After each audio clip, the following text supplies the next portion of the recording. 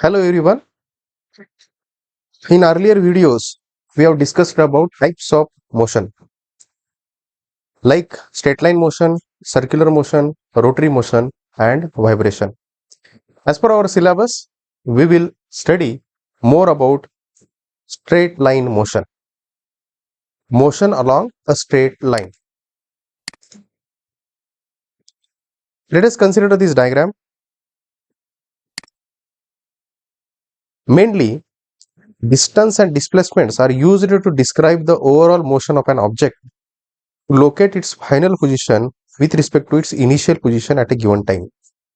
Distance आणि displacement याचा उपयोग आपण कशासाठी करतो तर ऑब्जेक्टची जर मोशन मला डिफाईन करायची असेल, ऑब्जेक्टची मोशन म्हणजे काय, मला ऑब्जेक्टची फायनल पोझिशन आणि इनिशियल पोझिशन किंवा इनिशियल पोझिशन पासून ऑब्जेक्ट आता नेमका कुठं आहे त्याची फायनल पोझिशन काय आहे ही ऑब्जेक्टची जर मला मोशन सांगायची असेल तर त्यासाठी आपण दोन टर्म्स यूज करतो. पहिला आहे डिस्टन्स आणि दुसरा आहे डिस्प्लेसमेंट. तर डिस्टन्स म्हणजे काय आणि डिस्प्लेसमेंट म्हणजे काय हे आपण डिटेलमध्ये with reference to this figure बघू. ही फिगर आपल्याला काय सांगते, या फिगरमध्ये ओ हा ओरिजिन आहे आणि अलॉंग एक्स ऍक्सिस, सपोज हा ऍक्सिस एक आहे, ह्या ऍक्सिसचं नाव आपण एक्स ऍक्सिस म्हटलं. हा एक्स ऍक्सिस काय दाखवतो, आपण हा स्ट्रेट लाईन पाथ आहे, ह्या स्ट्रेट लाईन पाथ वरती वॉकिंग केलं, आपण ह्या स्ट्रेट लाईन पाथ वरती ट्रॅव्हल करतोय, तर ते ट्रॅव्हल करत असताना किती डिस्टन्स ट्रॅव्हल केलं किलोमीटर मध्ये हे तो इंडिकेट करतो. ओ, सी, बी आणि ए ह्या का आहेत, काहीतरी करस्पॉन्डिंग पोझिशन्स आहेत सर्टन किलोमीटर डिस्टन्स ट्रॅव्हल झाल्यानंतरच्या. तर आपण पहिल्यांदा बघू डिस्टन्स म्हणजे काय, मग डिस्कस करू डिस्प्लेसमेंट म्हणजे काय. पहिल्यांदा डिस्टन्स म्हणजे काय. So distance is equal to total path length. Path length म्हणजे काय, during motion from O to A and back to B the distance covered is equal to किंवा path length is equal to 60 kilometre plus 25 kilometre is equal to 85 kilometre. मी O या पोझिशनला होतो, ओ या position पासून मी ए या पोझिशनला स्ट्रेट लाईन मध्ये वॉक करत गेलो, ए या पोझिशनला पोहोचलो आणि ए या पोझिशन पासून मी परत बी या पोझिशनला आलो. ओ टू ए डिस्टन्स मेजर केलं तर किती आहे, ओ टू ए डिस्टन्स 60 किलोमीटर आहे आणि ए पासून ए बी पर्यंत बीच्या पोझिशनला मी आलो तर ते डिस्टन्स किती आहे, 25 किलोमीटर डिस्टन्स आहे. So 1 2 3 4 5 5 into 5 25. So O to A 60 kilometre distance and A to B distance हे किती आहे, 25 किलोमीटर आहे. So 60 plus 25 is equal to 85 kilometre. 85 kilometre is what, that is path length. O to A चा distance plus A to B चा distance, that is the motion from O to A and back to B. तेच जर आता मी motion म्हटली from O to A and back to C, O to A and back to C. O to A distance straight line किती आहे, 60 kilometre आणि A to C distance किती आहे, 35 kilometre. 35 kilometre कसं, वन इंटरवल बघितले आपण, 1 2 3 4 5 6 7 7 interval, 7 into 5 35. So 35 kilometre.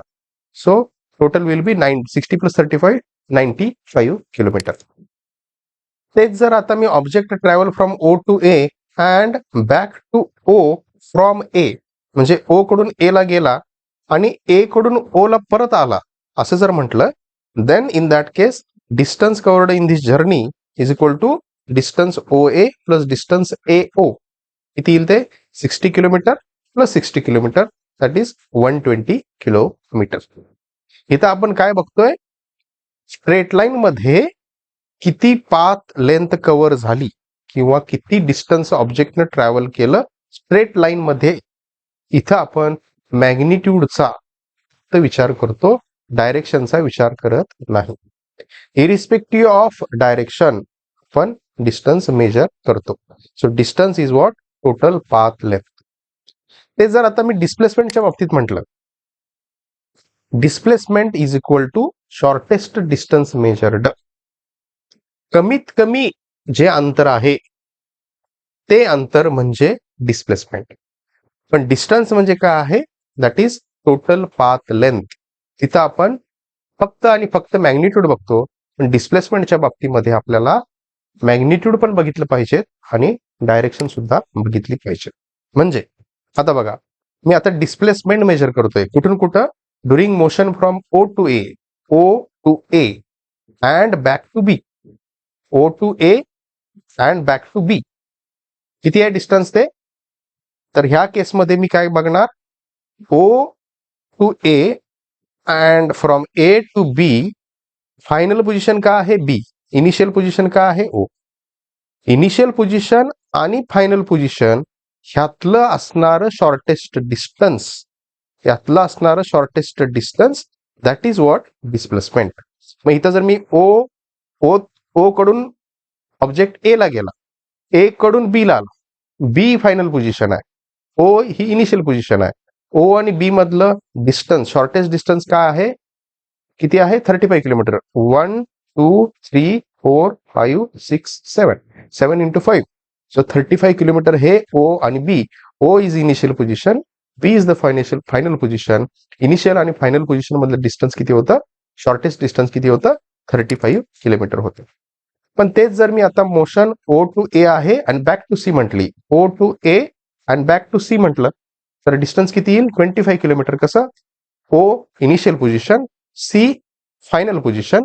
Initial आणि final position मधलं shortest distance along straight line किती आहे, 25 किलोमीटर. 1 इंटरवल मोजले तर 1 2 3 4 5, so 5 into 5, so it is 25 kilometre.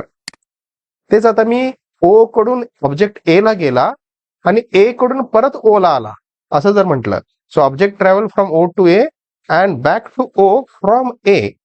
In that case, magnitude of displacement in this journey is distance O to A plus distance A to O.